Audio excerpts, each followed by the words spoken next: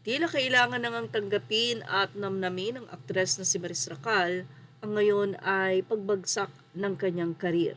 Ito'y matapos nga na magsalita ang isang abogado mula sa Divinas Law Firm kung saan nagbigay siya ng pahayag o opinyon sa nangyayari nga ngayon sa social media, especially sa issue ni Maris, ni Jam at ni Anthony.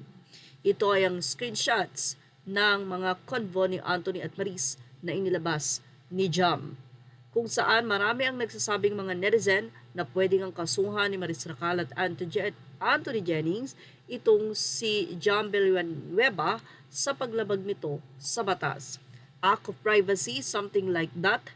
Mayroon nga bang lawsuit o pwede nga bang magsampa ng kaso sila Maris Racal at Anthony Jennings sa ginawa ni Jam Villanueva?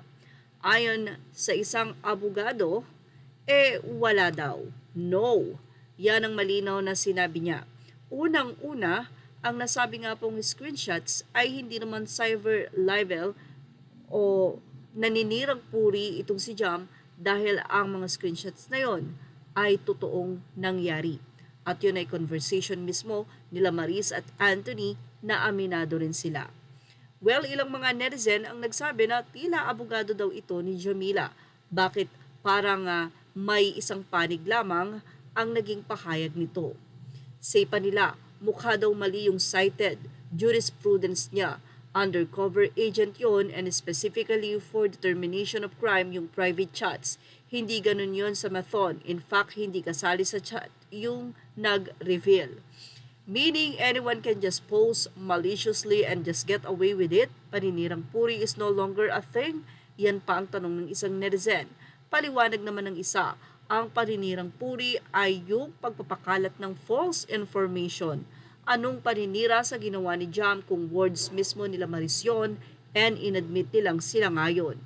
Ganun talaga, you play stupid games, you win stupid prizes. Paano naging paninirang puri ang ginawa ni Jam? All those text messages were M and A, it was M and A who ruined their own image. Takot lang mga kagaya mo na baka lumabas sa publiko mga text messages nyo. Parang case lang nito yung Kakao Talk messages ng mga Korean celebrity guys. Lumabas din yung totoong kulay, mga kadiring tao. Say ng isa, syempre, hindi depende sa mga involved and post. Example, yung rider na pinost ng isang ate na binastos daw siya, it turns out hindi. Jam must have consulted a lawyer before posting the SS. Mere posting lang ginawa niya. Wala siyang sinabing si M ay malandi, si M ay cheater, walang kwento aside sa kung anong naganap sa side niya.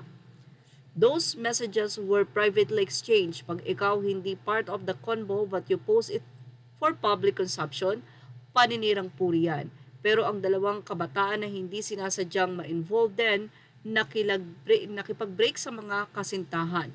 Hindi yan criminal act at hindi yan intentional.